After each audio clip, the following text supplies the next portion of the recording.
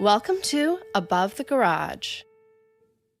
Hi, friends. Welcome to our discussion on the season finale of Shining Girls. This is our 8th episode and it's called 30. Let's do our round of introductions and dive in. Hi, I'm Claudia. Hi, I'm Helen. Hi, I'm Diana. Hi, I'm Violet. Hi, I'm Kimberly. And I'm Kate. So, first off, I'm so sad the show's over. This has been so much fun for the past 2 months. I need another show exactly like it, or a second season, hopefully. I think it ended in the way that could happen. But let's go through the episode. It opens in Lakeview, Chicago, 1848, which answered my earlier question on why the house was on Lakeview Street, because I never saw a lake near the house. Here's the lake, and some Swedish men. I thought they were carrying a coffin, but I guess they're just building something. And we recognize the guy that owned the house before Harper, and he's very into flowers, it seems. Or maybe that's just more of his like collecting hobby. So he presses a purple flower. One thing I thought of when he was pressing the flowers was in the Harper Discovering the House episode when he says to Harper, "You don't make things, you just want them," or whatever. That made me think of him because he's like making things, being creative with his flowers and stuff. Also, our friend Spook told us that the purple flower is a bachelor's button, which can symbolize good fortune. And the second flower that he cuts is a cigar flower, which brief search just says is a symbol of respect and affection. So not all that relevant, but he is a collector of things. And then he starts hearing a rumbling, right? That's the first sign that he gets. And then he follows a path in the woods towards the sound. And we see that the house is already there all by itself, looking completely out of place. And then he opens the double doors and you see the shoes of the man hanging, and the place is in shambles. Like a fight has taken place, glass shattered, the pearl necklace broken, 2 books open, and he takes a closer look at the man hanging, and his shoes are immediately recognizable as Jordans.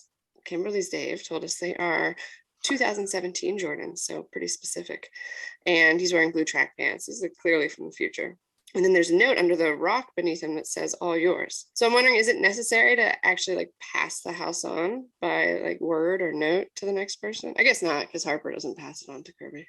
He probably just wanted the person to know like you can have this house. Like, you know what I'm saying? Like it was a permission thing more than if you take it, I guess it's yours, but otherwise he's giving you permission.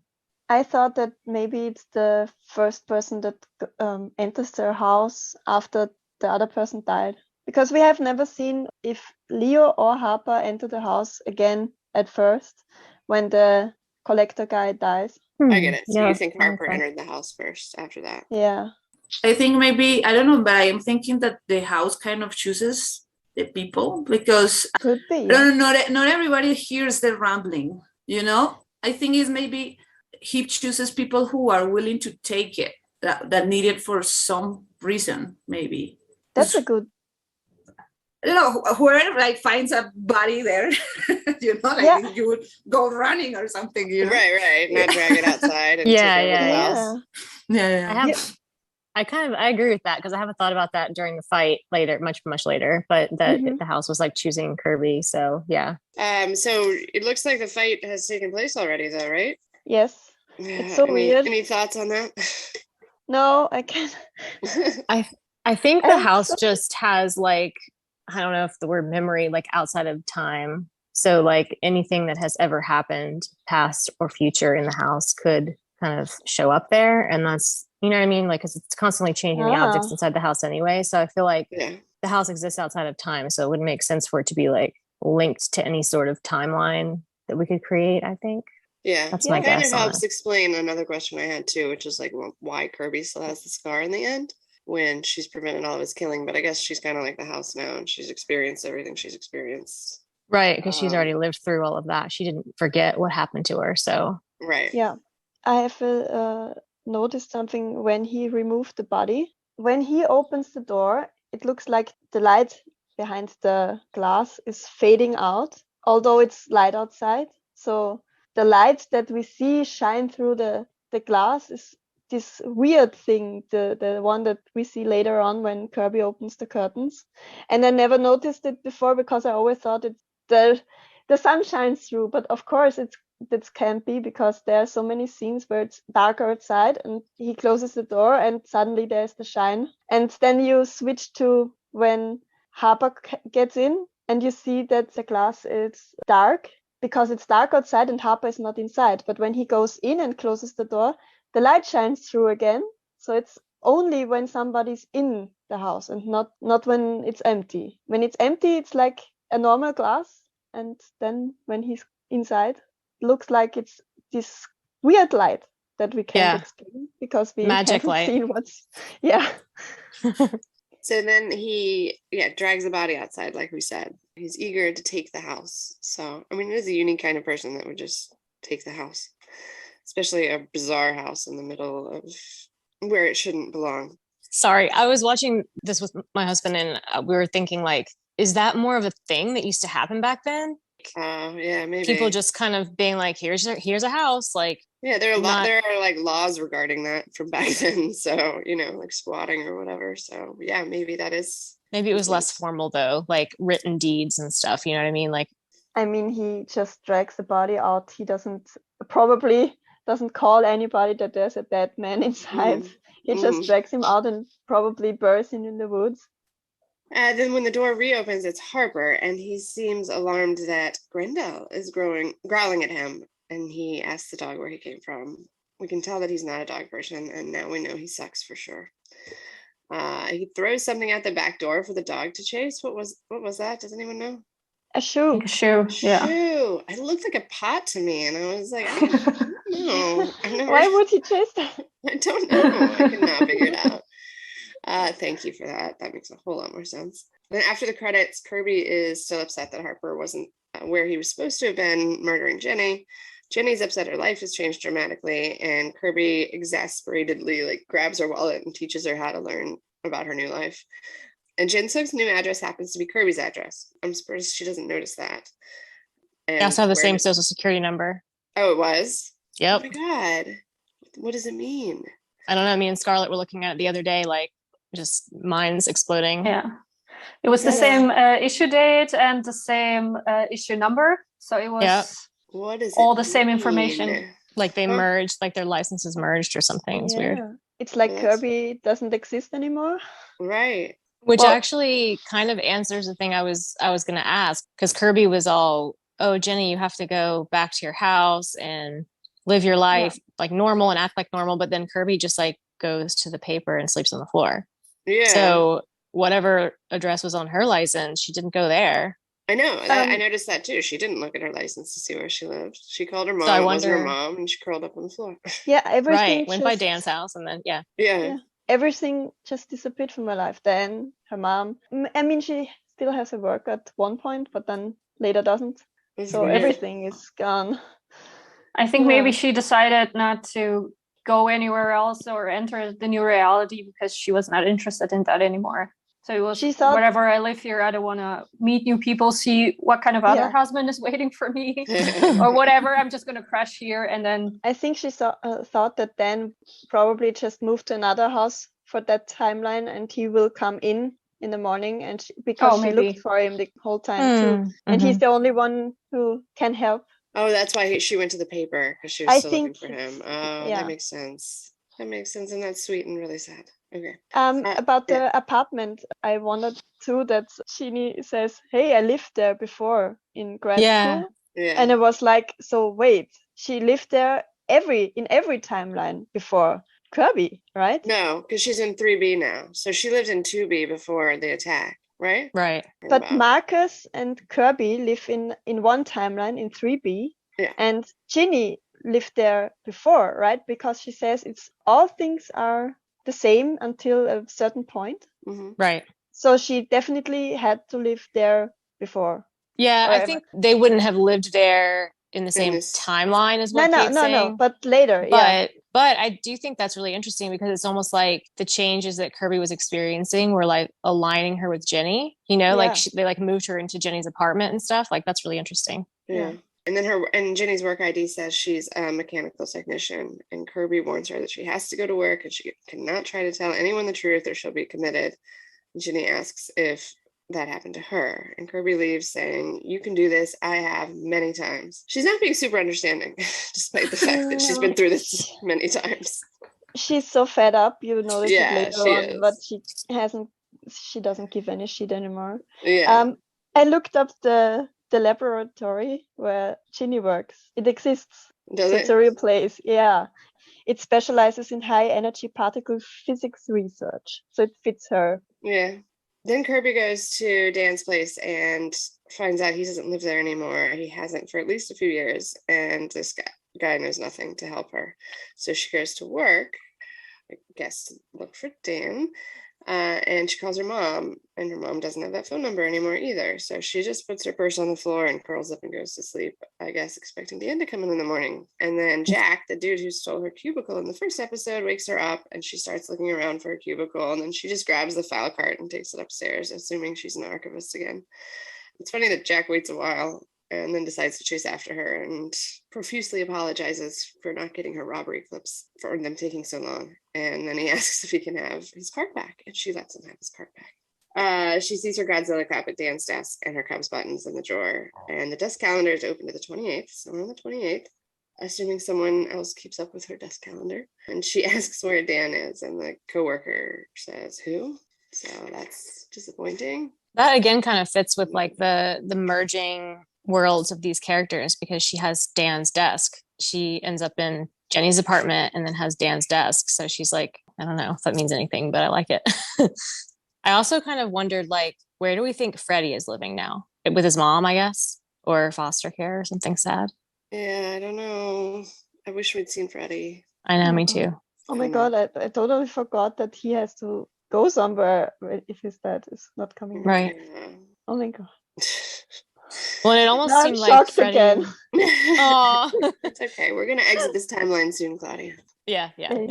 And then she starts talking about the Clara Miser case to her coworker, and it quickly becomes obvious that all of her work has been deleted from the universe. Nobody knows he's a serial killer, and they still think Bothell Bannock killed Julia Madrigal, and he is now pleading guilty. Kirby's getting like pretty frustrated. They call her into the meeting with Abby then, and someone hands Abby last night's homicides, and she starts reading them until she gets to Dan Velasquez. And then Kirby's clearly distraught, and she gets up and says, well, that's just wrong. And someone asks where it happens, and Abby says some bar, Sid's. And then Kirby walks out and drops to her knees in the elevator lobby right when Jenny comes out of the elevator and runs to her. My only note on this section was just when somebody in the meeting says, no fucking way, Dan, like they're trying to, like, they know him or whatever. And I was like, imagine being able to just say no fucking way in a work meeting. I actually could. Yeah, Really? I was trying to think. I think Yeah. I've been able to do that. Yeah, my boss is like, relax. Well, that's We cool. had I mean, I guess at a paper it's different because everybody's kind of, Yeah, I don't know, probably. more Yeah. casual We had or one something. colleague that was cursing the whole time while he programmed stuff. So it was actually, yeah. I was wondering, so did she jump back in time? Because now we are back to Julia's murder and the flooding, because they're always talking about the flooding. Even in a meeting, they are, yeah. Well, the calendar says the 28th, so I think we're not supposed to. And I think Abby said a follow-up to the flooding. Yeah. Oh, a follow-up. Okay. Okay. And it sounds like the case against what's his name, Pavel, had just been ongoing because he was about to plead guilty. And Marcus, he just nods at her, right? And Right. I was wondering, where are they at? Are they married, you mean? Yeah, are they married and had the fight and he still remembers that and that's why he just nods? Or is it like later when he says he's married to somebody else? Yeah, I feel like it was kind of an unfamiliar, like, why are you looking at me nod? Yeah, me? same. I think because it seemed to me like she was looking at him to confirm what their status was. Right, And then figured it. when she saw his reaction, I almost feel like she kind of nodded to herself, like, okay, got it. Like, Yeah. we're not together.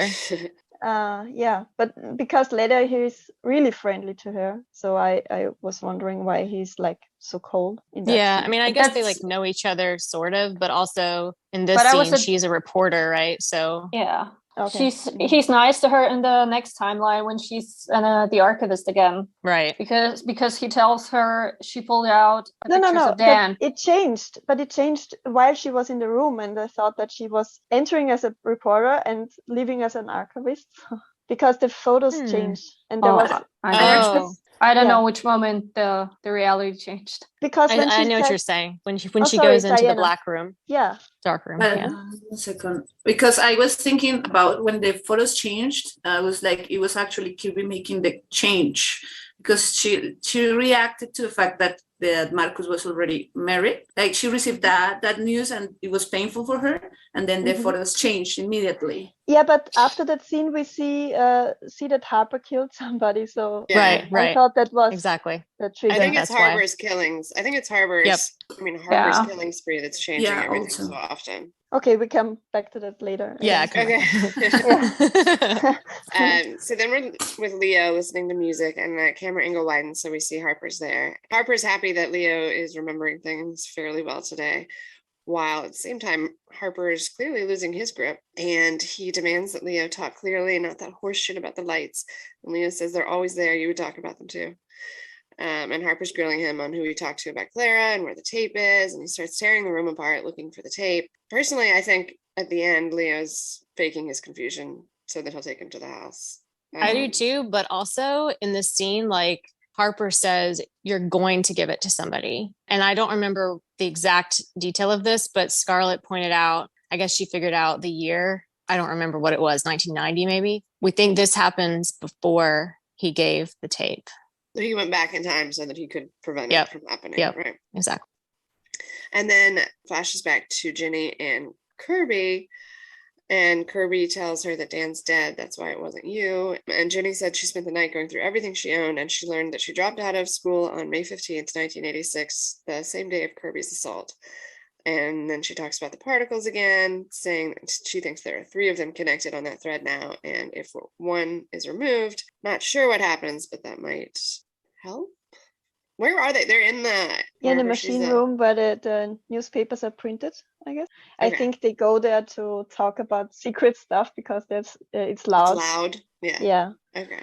Kirby was so fed up with everything. She was like, I don't care about what happens next. And we see later on what happens to her. And she followed through to her word. She wanted to remove one of the people from the thread. The particles. Yeah. Yeah. I'm on it. Yeah, she's like very single track. The killing of Dan was the last straw, I think. Yeah. Yeah. She's really pissed off that Dan is dead. She's fueled. I am too. Yeah. Yeah, so she says, I don't want to feel this way anymore. I don't care what happens next. And then Leo and Harper are walking down the street to the house. And when they get in there, Leo's lights go away and he looks better too. And he tells Harper all he wants is to go back to his time, and he won't tell anyone about the house or Harper. You just have to take me back to my time. And Harper refuses. And Leo goes to open the door, but it's still not working without Harper's cooperation. And he attacks Harper and tells him, I can hit back. I'm not Clara. And that infuriates Harper because he's reminded of how small he is.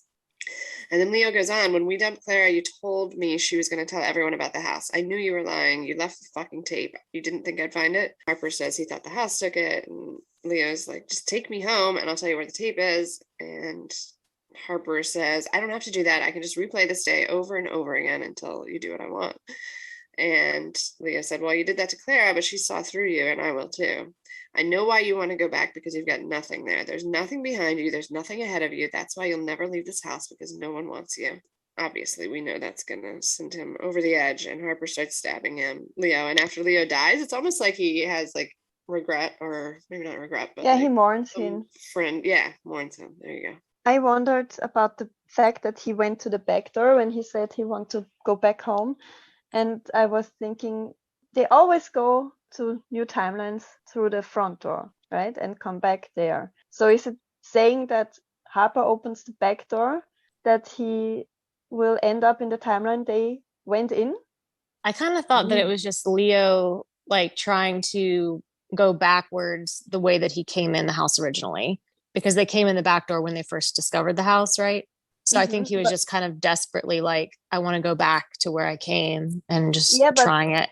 He opens the door, the back door. He was like heading straight to it. And then Harper said, it still won't work for you. And he's saying, then you do it.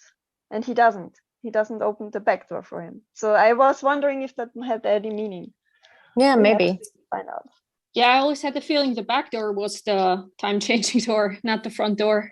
If you want to get out of the house and get into a specific timeline, you would need to use the back door. But you can always enter the house from the front door or through the front door. Did we ever see them walk out of the back door to any timeline? Oh, Harper once, right? When he the first one of the first scene of Harper is that he knocks down the Okay. Yeah. So and when they went with Clara, wasn't it the back door? When the first time they went out, I don't know, remember. No, they went to the front door. Front door after. one? Yeah, I think. Okay. I just had a note here about Harper, and it's a comment that I have had through the show, and it's like I like that he is like this kind of villain that is not, he became bad because something happened to him, but he was a good guy or things like that. When Leo says there is nothing behind you and there is nothing ahead of you, it's like, yeah, he is a small man with a power, with this house. Yeah. Without the house, he is nothing. Right. Yeah. So I like that they didn't make him like, I don't know, or they didn't make us sympathize with him in a way, I love that. But it still is a complex character, and the way Jamie plays it is brilliant. Jamie is amazing in this. I don't know what expectations I had, but like definitely blew them away. I think that he was perfect for this role, and I love the way he played it. Harper mentions that things disappear in the house. Did we ever see something like that? Because I thought it's like always, changing. Oh, maybe he meant that changes. Because if something appears, then another thing disappears, right? Yeah. Yeah, okay. And also Leo suggested that he was stealing stuff from the house all the time, I think. That makes sense. Yeah. Sounds right. So then Jenny and Kirby are back in the Sun Times office, and Kirby realizes everyone is different. So when he kills Leo, I guess, is when the newspaper office changes first, so that when they walk in, everybody's different than last time she was there, not long ago. And she sits Jenny down at her desk and goes to find Marcus in the dark room to ask him about the 28th Regiment. Did they fight in earlier wars, earlier before Vietnam? And he says, yeah, it's a legacy regiment. And she sees his wedding ring and asks, hi, your wife, how's she doing? And he says, Vicky, she's great. So she's, I don't know, did you feel like she was relieved at that or sad? Yeah. I mean, maybe it was one person who knew about the fact that she experienced changes, but he didn't really believe her. So I wasn't sure if she was relieved that he was off her shoulders, or if she was mourning the fact that there is another person that is not in her life anymore. I think at this point in her mission, it's probably a relief to have one less complication to deal with. But as she's in there, reality changes again, which we'll see afterwards, is because he's started his killing spree. And the pictures he's developing turn into Dan, looking super healthy and happy, by the way. And Marcus says he pulled them for the story about Dan's murder, which I got really sad at that point because I was really hoping he was alive in this new reality. But no such luck. Kirby asks if she's covering the story, and Marcus tells her that she just pulled the files, so she's been demoted to archivist again. It's hard to keep up with. I wonder why she was promoted when Dan was killed and demoted when Leo was killed. I think the changes with the pictures was when Harper killed the hotel woman, because directly after that scene we see him walk out of the hotel room. With the ladies like bottle. The liquor bottle. Do you guys think that he was doing all that because he knows that it's gonna fuck with Kirby? Yeah, like he was absolutely 100%. He's like trying to confuse her and keep things like going crazy for her, right? Yeah, because she can't figure anything out. So she can't figure anything else out. And the killings change big things for her, not little things. Right. So that's why probably. Yeah. Like Definitely.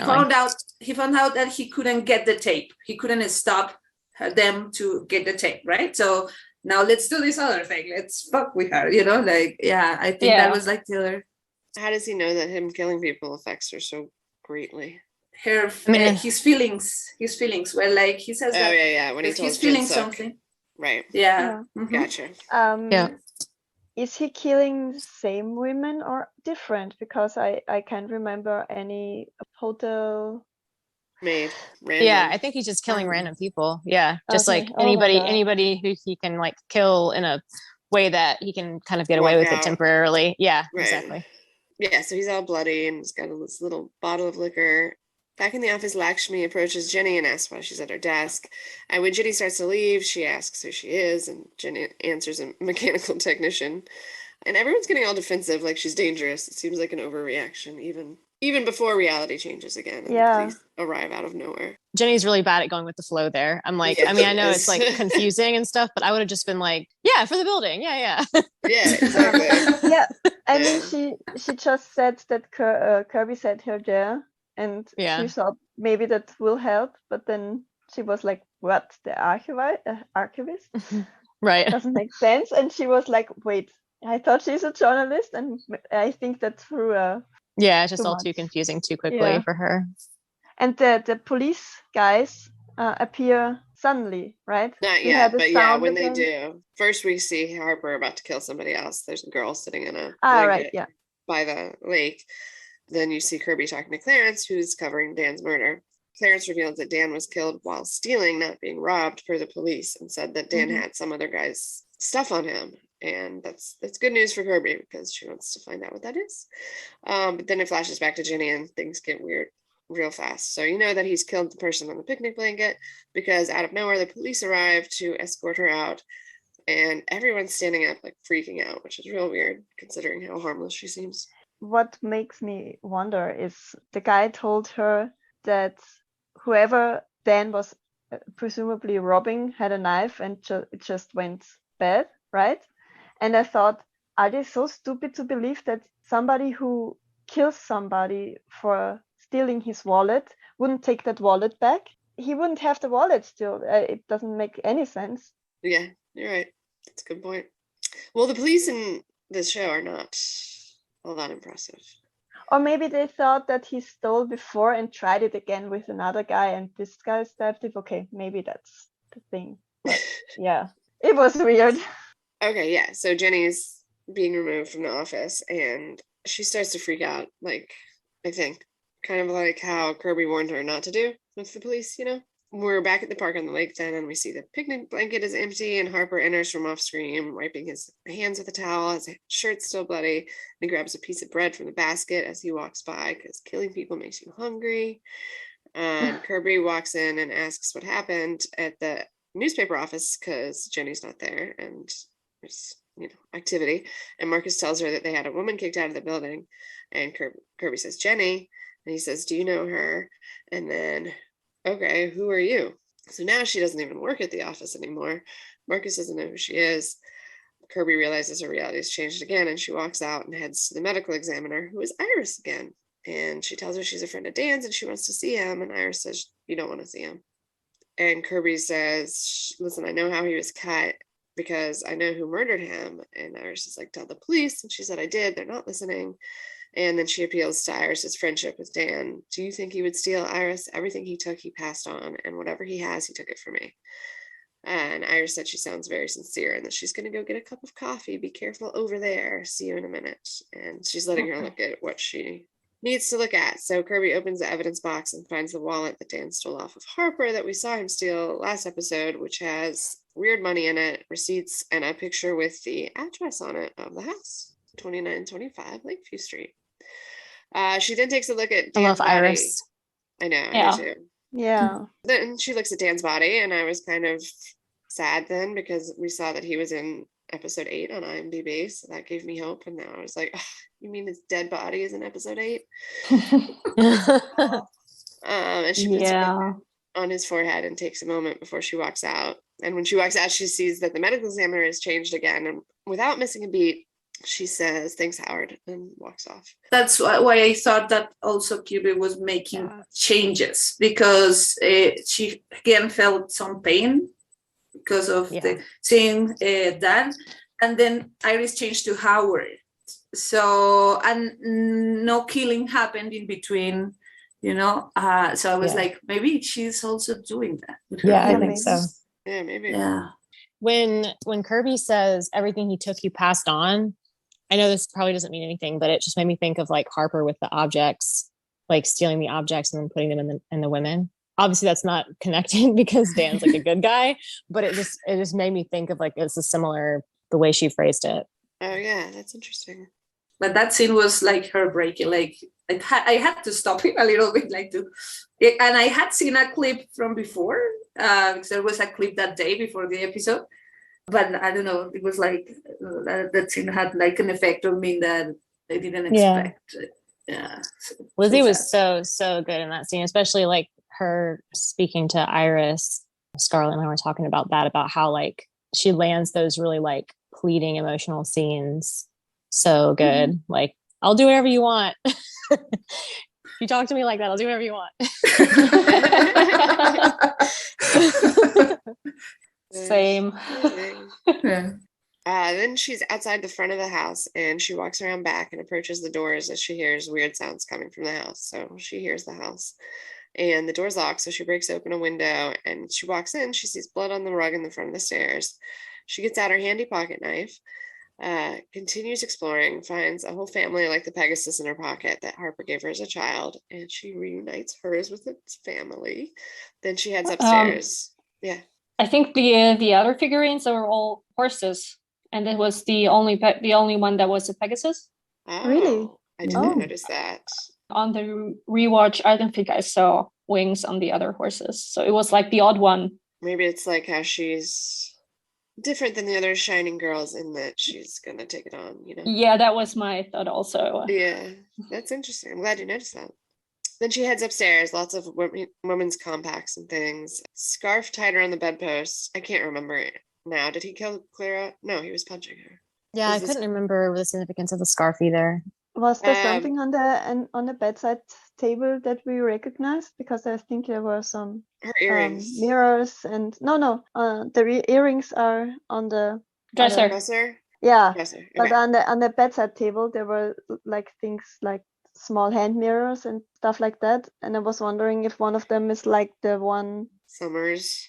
Yeah, compact. But I couldn't really recognize something. But they focused on that, so I tried to. Well, it seems like a lot of things that have been taken from women. Did he kill so many people that he was gathering so many small trinkets? Like, I don't know. So many... We never found out the significance of 19. Maybe there is no significance. I think he killed more than we know about. Yeah. Mm-hmm. How many women do we see him kill in this episode? Just the maid and the woman on the picnic blanket? Yeah. And Leo? Mm-hmm. I was trying to get to that 12 number from the newspaper article, but I can't do it. Probably just some that didn't get mentioned, didn't have time. So then she opens the curtains and the light on her face is that unnatural light from outside. And of course, we all want to know what she saw. What do you guys think she saw? Well, I don't know if this is not going to answer that question, but I feel like just having that in here kind of solidified for me that the show it wants there to be some mystery. So like some of the things that we're trying to put together, it's like, no, the answer is probably just magic. But yeah, I thought that showing that was almost like reinforcing, like, you're not going to know everything. That was all I took from that. But yeah, I have no idea what you saw. I think it's just shimmering light now because it's like in every window, even the front door. In the book, I think she finds a wall that is shining, and there are the items that Harper puts inside the women. So I was wondering if she saw something related to that outside. Yeah, I don't know, maybe the items, but something related to the women. This is why she says to Harper, it's the house, not you. Yeah. That is evil. I think that was what she meant. Well, yeah, and in the book, I feel like the house is more evil in the book because definitely. The house chooses the victims in the book, right? By that wall. Yeah. Kind of tells him who to go to. What? Yeah. Mm-hmm. I kind of took it, I mean, this is obviously not right since you guys have read the book and I haven't, but I kind of took it as like the house is the power and you're nothing without the house. That kind of way to say it. Oh, okay. Yeah, I took it that way. I don't know why, but even in the book, I don't know if it's my hatred for Harper or what, but I never thought that it was the house. Like the house gave him the power, but it was him all the time. Like in the book, he implied that it was the house telling him all the time, like, you have to kill these people. And he always said, like, he has this feeling that the house needs him to kill people. But I always thought that it was him. Like it was like his excuse, you know, like something like that. And in the show as well. Yeah. So I think that makes sense too for like the part. Sorry, Diana, I didn't mean to interrupt you. The part towards the end when Kirby says, like you're going to be this way no matter what, or I can't remember the line. So like you are who you are, that kind of thing. Like I think that's what that meant too. But anyway, sorry, Diana. No, it was it. Like, yeah, I think that line that it was the house, not you, is like, it's the house that gives you the power to do this. It's not you, you know. You're a small man. That's all you are. Exactly. Yeah. I wondered how that looks. If you look out every window and it's all white and glowy and stuff like that, it's like it's floating between time and space. Yeah. It's so time and space limbo. In the book, when you look out the door, what happened when you look out the window? I do think it's discussed in the book, and I don't remember. Do you remember what you see when you look out the window in the book? There was something that he was looking out the back window. That was something that disgusted him. Or maybe seasons are changing when he looks out. Yeah, it was changing. Time changes like rapidly. Oh wow! Okay. The buildings changing. I think. Yeah. I don't know. Yeah. I'm just watching it like a really fast motion. Anyway, Harper comes in the front door and here's the Clara movie playing, and he opens the door into that study, and he looks creepy as fuck. It's great shot cinematography in the show. And then you hear something break, and Kirby comes in with a bat. Do we think that the tape is back in the house because Harper killed Leo before he gave it away, or is it just because the house, you know, has the tape in its memory and constantly shows? Oh, I thought things. Kirby brought the tape. It was Kirby. Oh, just Kirby brought it to fuck with him and play it. That's even more crazy to me, because it's like if he killed Leo before, well, I don't know. Yeah, if he killed Leo before he gave Clara the tape, then how does she have it? Well, she doesn't. I guess her reality changes, but she still has her scar, right? So everything that's happened to her has happened to her. It happened to her, but I don't know about the objects, right, around her. He doesn't find it, right? We don't see him find it. He doesn't find it. Yeah. But I thought that Kirby was very prepared for Harper coming in. So I think it wasn't her first time, so she planned this. So we see her final plan playing out, not the first. So not exactly after she went into the house, because she's now wearing her jacket when he comes in, and she has stuff prepared. Right. The picture. And she also she hides her knife in her boot. I assume because she knows how things are going to play out, and she will need her knife at the end. Yeah, because she knows where he's going to run with the vase. She has the picture. She's been through this a few times, I think. Yeah, definitely. Get it perfect. Also, well, never mind. I was going to say something that didn't make any sense. I was going to say like, because she kind of like shows up in random places, and like it's almost like she's everywhere in the house at once. Yeah. Is he in the house just linearly, and she keeps coming back? You know what I'm saying? But I don't think it makes sense because they're inside the house. I think she knows where he's going to run, and she runs there. Yeah. And I think the house is helping her too. The house is definitely helping her. Yeah. And that confused me. And I had questions about that, because is the house not as malevolent as Harper is? Is the house malevolent at all? Why is the house helping her? I thought maybe it's like it's not really any moral thing. It's just that the house had chosen her as like the next owner, so it's gonna be loyal to her. I don't know. They're just bored of him. And I also thought that maybe because Kirby's appearance doesn't change for the whole episode, although her reality changes a lot. Mm-hmm. So I think she is able to counteract some of the changes Harper's trying to make on her life. So her appearance doesn't change.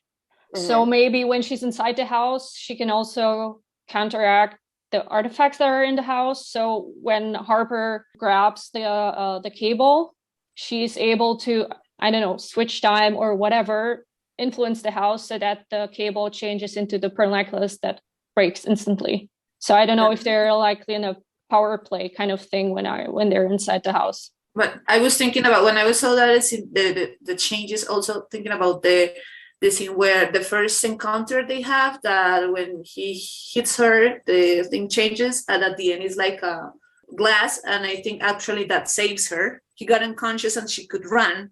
So I still have my theory about Kirby also changing things. When you say that she might have been doing this for a few times and now she knows exactly what to do, So in the first tries, did she die then? Or how did that turn out? Because I think if she dies, that would not be working out for her, that she can come back and try again, right? Because if she dies, she dies. If she's in charge of the house, then she can exit whenever. So maybe that's how she escapes him time and again. She just leaves. Oh, so she just runs out and then comes back and tries again. Okay, maybe, yeah. I wonder. I need somebody to explain. Okay, so she's hitting him with the bat repeatedly, and then she switches the bat for her knife, which is, I guess, in her shoe. I thought she picked it up off the ground. I wonder why she gave up on the bat. It'd be a useful weapon, but she's been through this before, I guess. And Harper runs, but she's ready in the other room to hit him with a vase. And then Harper picks up a long gold lamp, which changes into a totally different glass lamp, and she breaks the lamp. But then she backs away scared. What threw her off there? She's not used to that lamp changing, or what? Yeah, maybe. I thought that, yeah. Because it's when the lamp gets destroyed, the glass is flying everywhere. And, yeah. And then he's behind her very quickly, pushes her down on the couch, and she rolls onto the floor. And then he gets shocked by something electrical. Was he going for a cable to choke her with? I'm not sure, but he gets shocked. Yeah, it was a cord, like a electrical cord. Yeah. Okay. And is that what he starts choking her with? Yeah, and then it changes into Also, for the first time she finds a knife on the floor, or takes the knife off the floor, it's right before she kills him that she pulls it out of her boot. Oh, okay. So that's why I think she prepared somehow. Gotcha. I don't know. So then it turns into a pearl necklace, which breaks. So that's when I decided the house was on her side. And then they're upstairs, and he trips over the box, and Kirby says, "It was never you. It was always this house." And he says, "That's right. It's my fucking house." And she stabs him in the neck. When he falls, then she stabs him, right? And she pushes him against the window, and the curtain is suddenly open. And then she says, "It was never you, it was the house." And then he pushes her on the bed and strangles her with his bare hands and says, "It's my fucking house." And I thought that she lost her knife. Then I thought that she took the knife from him, because he has always a knife in his pocket. So where does the second knife come from? Is it still hers? This is why I think she was prepared. Maybe it was a second knife, or maybe she hid it there before she ran upstairs. But you saw her get it out of her shoe. After she runs upstairs, she already uses it. Before she pushes him into the curtain, she had already stabbed him with the knife, and I thought that she lost it there. Either she didn't lose knives. Either she didn't lose it, or she had two knives. Harper has one. That is the one that she kind of takes from him after the bat hit. She takes one from the floor. That is Harper's. I think the one in her boot is hers. Because she always has one, right? Yeah, she always definitely. Yeah. Okay. So she takes the one out of the boot when she's on the bed and he strangles her, right? And that's hers, I think. That's hers, yeah. Okay, the instant kill. That was a beautiful kill. Yeah. All right, so then we are back with Clara. I was excited to see Maddie again. And this time she straight up tells him in the dressing room, "You shouldn't be here, Harper." And tells him that she doesn't think about him at all, and says she didn't get any letters. He offers to tell her what they said. She said she doesn't care. She's being just straight up mean at this point. And then she starts saying what he's saying before he does, which I love. She's beating him at his own game. And he asks, "How are you doing this?" And Kirby walks by in a floral robe. I'm assuming it's Kirby. We don't see her face. But yes. My only note for this section was, why did Kirby not tell Clara to not cover herself in radium? I know. I hope she did. Well, she didn't. She had the maybe afterwards. Okay, you're done with Harper. Please don't put this shit on your skin anymore. Yeah, that wasn't the urgent thing at the moment, but hopefully she goes back and warns her about the radium. Yeah. He's back at Sister Flora's, and this time the watch is laid out on the bed before going off, and he smiles before noticing a picture of himself on the floor in this exact moment, looking at the watch, the way that he did with Julia Madrigal. The woman knows that he is there this time. Yeah. She looks at him, and I thought maybe Kirby was telling her that this might happen and that she should lay the watch there, because normally the watch is hidden between all her things, and this time it was laid out on the bed for him to take ready. Yeah.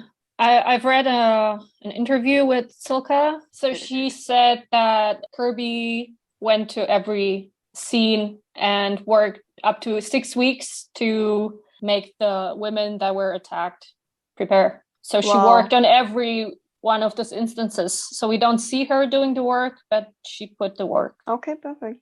That's cool. Oh, and then the back of the photo has the house address, and it's playing out like we saw it before with Harper and Leo and their kids approaching the house saying, support your local legion.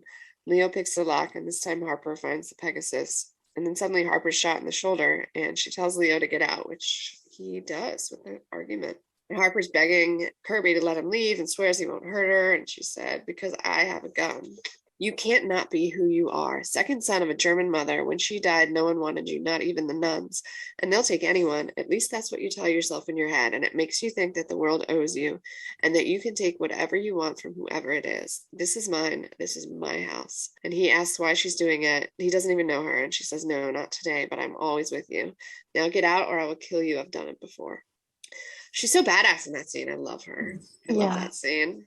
Then he's and she's wearing red. Oh, is she? Yeah. That somehow. And this time the house doesn't rumble for Harper, right? Because when the first time we see him enter the house, finding the house, he hears the rumbling and goes to the wall and listens to the rumbling and immediately realizes that there's something magical about it. And this time he just walks in and looks for stuff like every normal thief. Yeah, right? Like Leo. Mm-hmm. So that was the first sign that the house already belongs to somebody else. Yeah. When he walked the first time, the house belonged to the Swede as well. Yeah, but the house probably decided in that moment that it was going to be Harper's, right? But the first time, maybe. And this time, because he heard the wall. Yeah, and this time it maybe chose to stick with Kirby because Kirby is the worthy owner.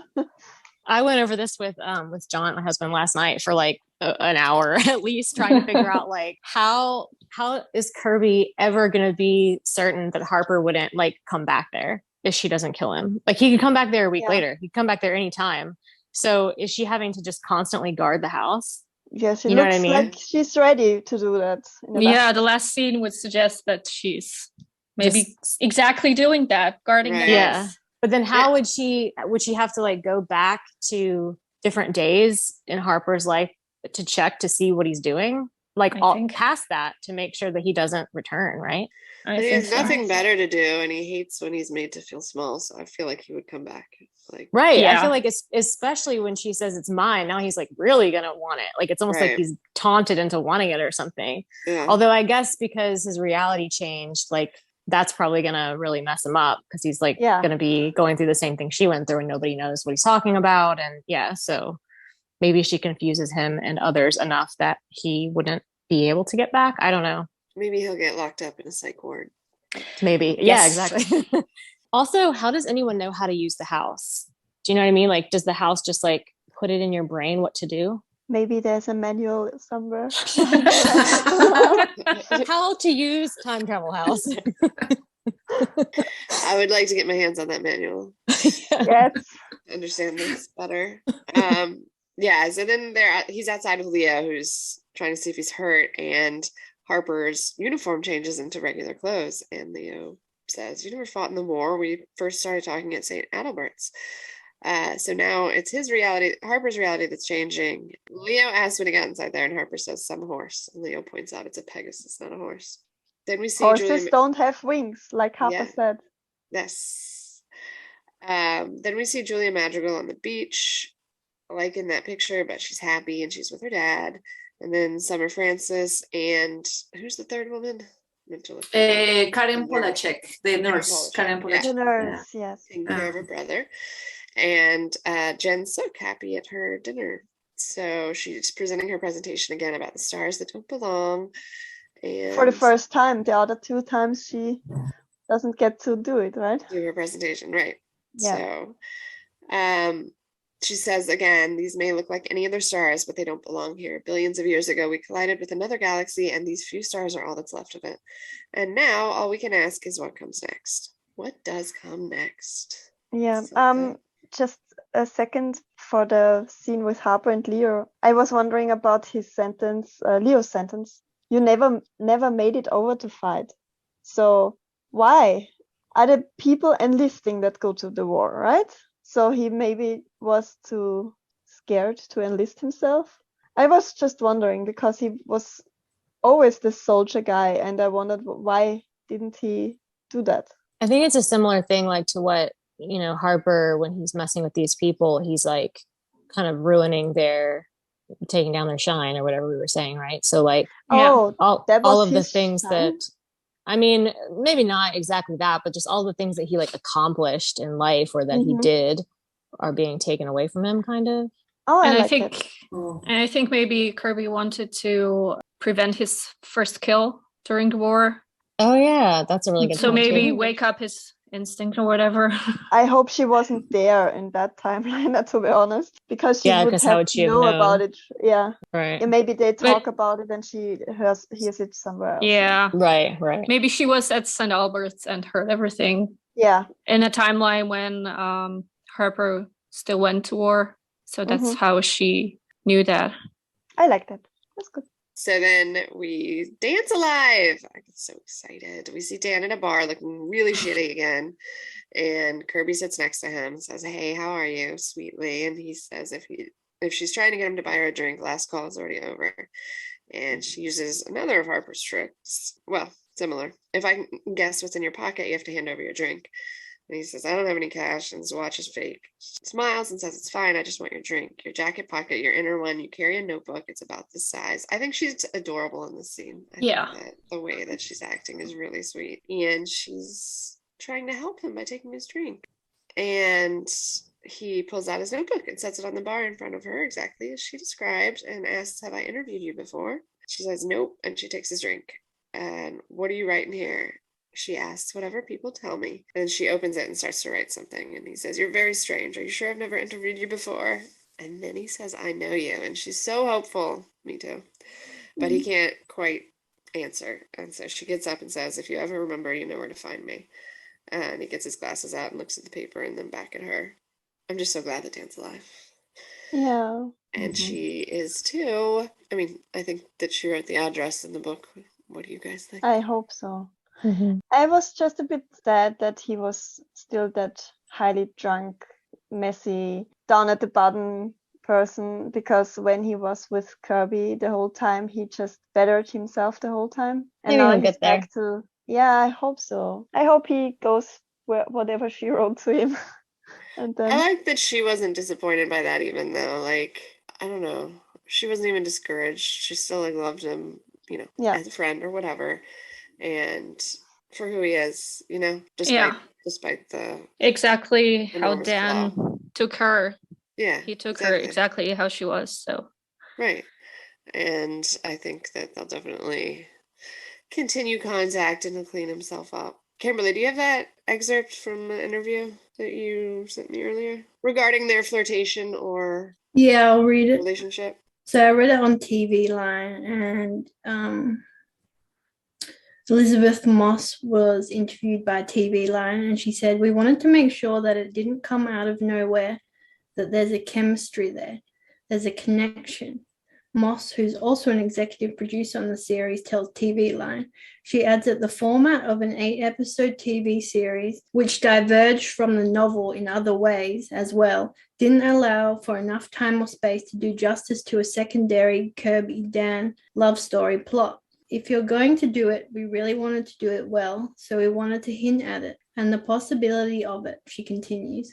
"Obviously, if there were more episodes, maybe you would see more of it. But we were a little worried about it becoming like, oh, of course they fall in love. That's not really what the story is, The end." Yeah, that's good. Yeah, I think that she's right. 8 hours is too short to really tell this story, although they did an amazing job of doing it. But adding in that love story. I love the flirtation though, and I would like to see more of them together. Hopefully in another season of this. I don't want to get my hopes up, but yeah. I also, just the two of them as actors seem to have built a really deep friendship. And I absolutely love that. Like, I was watching that interview we put on Twitter yesterday where Wagner says knowing you is truly the best thing that happened to me. I truly love you, and I want everybody here to know that. And he said it in the most genuine way I've ever seen anyone say anything in my life. And it was so fucking sweet how close they are after this. So I definitely hope we see them in season 2, and other projects if possible. Yeah, what Wagner, in one of the interviews he made, it's like the similar setting. So it's official for Apple TV Brazil. Some interviews that he did, and he said that they have some projects together there. So oh, that's the best news ever. And then Kirby is walking into the house again, and she hears a noise, and it's the thumping we heard before in a previous episode when Grendel turns into a dog, and it's coming from the back door, and she opens it, and there's Grendel sitting there, and he comes in, and they're playing One Too Many Mornings. As I gaze out to the street, to the sidewalk and the signs, there's a restless, hungry feeling that don't mean no one no good. Everything I'm saying, you can say it just as good. You are right from your side, and I'm right from mine. We're both just one too many mornings, and 1,000 miles behind. Maggie Phillips is the music supervisor, and I just think she like crushed it in every episode of this show. The songs, the lyrics, and the sound, everything was perfect. So and then Kirby's sitting in the chair looking like, I don't know how to describe her look, but it's a cool shot. What? Like resigned or something, like for that, probably. I think she's very aware what her life is going to be like from now on. She's very aware of the responsibility, I think, of the house. Right. This is my life now. Look. What do you think would happen? Maybe in season 2 she can try to destroy it and resume a normal timeline. That would be a short second season. Maybe it's not easy to destroy, Helen. I think so. I wondered where the dog suddenly came from. Is the dog still out from the time Harper threw the shoe? Probably, right? I think that's why he came in that door. Yeah. I don't know what any of it means. It probably for the dog it was like just a few hours. And the dog is on a loop. It feels like Harper keeps throwing that shoe, the dog goes out. He was just sitting patiently and waiting for his owner to come back home. Maybe that dog is so cute. And then he smelled her, and that's why. Yeah. Is it the same? Is it the same dog that was there in the first episode? Because I can't. Is it the same that wasn't the black dog in the first episode? No, the dog owners, please. The same, okay. Kimberly, you're a dog expert. She knows, yeah. Okay. But it's funny that it's like when the dog is in there, when Harper comes into the house, it's like it's already Kirby's, and he's waiting for Kirby. And I thought about, why doesn't the dog attack him? Because he's growling at him, but he doesn't seem to try to get Harper out. So it was like the part where the collector's guy comes in and the fight has already happened, but it can't have happened because in the timeline we are not there yet. I think it doesn't matter. I think the things inside the house just happen. They don't happen one after the other. They're totally random, I think. So I don't think the house was already Kirby's when Harper came in and Grendel was inside. Yeah. I think it was a random occurrence because maybe Kirby was after him. So I don't think Harper never experienced something that big, like a living thing inside the house. Yeah. Mm-hmm. And the changes are like about the future, right? In the series they have hinted that some of the changes, what is going to happen. Yeah, that's what Dan said. Yeah. There are the things to come, so maybe. Mm-hmm. Yeah, that makes sense then, that the dog is appearing. Yay. Is that it? Anybody have anything else? I had to laugh when Dan pulled out his glasses from his jacket pocket. Yes. I was like, how are you going to see anything through those glasses? They're probably really dirty. I wrote down a random thing, which is obviously not true, but it was funny to me, is that the guy hanging at the beginning with the blue shoes and the tracksuit, I was like, okay, Leo also wears a tracksuit. I was like trying to connect them. Yeah. But there's no, it's like the two things. I've connected them. No, you haven't. Actually, that bridge, did any of you watch Shameless? Yep. Does that bridge in Shameless as well, like where they're under? It seems like It the looks bridge very right similar. beside their house. Yeah. Yep. That's what I I agree. It looks similar. I have something that I think that I cannot like leave this podcast without talking about Lizzie. Yes, please. Yes. Yay. Because I don't know. Yeah, like because we have been talking about her, but we always like take her performance for granted, So you focus in the other characters. Yeah, the cast is amazing. Like this cast is just crazy. But I don't know. I think Lizzie has something. I don't know. There is a reason why she was the first choice, for the role. In this episode, you can see why, because you can like write the best script ever, but you need someone who can like carry on her shoulders that, So I don't know. She always has this like, there is a thread between her characters. She always has this combination of strength and vulnerability, but you never feel like it's another character. You're like, oh, that's you. No, that's Peggy. Or no, like it's something different. Yeah. And she takes you through that journey with her, and that's why you feel all of that. And there is something about this character in special that was like, in terms of performance, that was her, like the changes in reality, how she reacted to them through the whole time. All the time she had like these little changes, big changes. She knew how to react to them, so people wouldn't think she's crazy, to show that she was used to it, but it's still like kind of a surprise. And she like modulated the way she reacted according to how big or small it was. So I don't know. I think she's amazing, and I think she made me love Kirby more than the other characters. So yeah, I don't know why. Yeah, sorry, but I just wanted to give like a shout out to her. Yeah, I think what you said is true, that we have such high expectations for her that when she delivers, it's not like shocking to us, because exactly, she's amazing, but she definitely deserves that recognition. And I just want to shout out Silka Luisa, who like taking that book and translating it into the show and keeping so much of it like true and adapting what you needed to for television is just incredible. I think she just hit it out of the park. Even Stephen King said so, which is quite a compliment. And obviously it's difficult to do. And the book is amazing. Lauren Beukes, the book, like I love the book. And they're two different animals and they're both just like brilliant. And I think everybody did a really good job. And I'm obsessed with Freddie and Dan. Everybody just is amazing. Way to go, people. I wanted to see Freddie at the end, like what he was doing. Yeah. I mean, I'm happy that they didn't give us the moment where Freddie finds it out about Oh yeah. Because I was worried about that. But yeah, it would have been nice. But of course, he was at a bar, so that won't happen. Well, I hope that there is a season 2, because this has been really fun. All right, I guess I shall wrap. Okay, I think that's a wrap on, Shining Girls. And it's been super fun. Hopefully we'll have a season 2. In the meantime, come listen to our Handmaid's Tale episodes on Mondays and Wednesdays. Thanks for listening. Bye.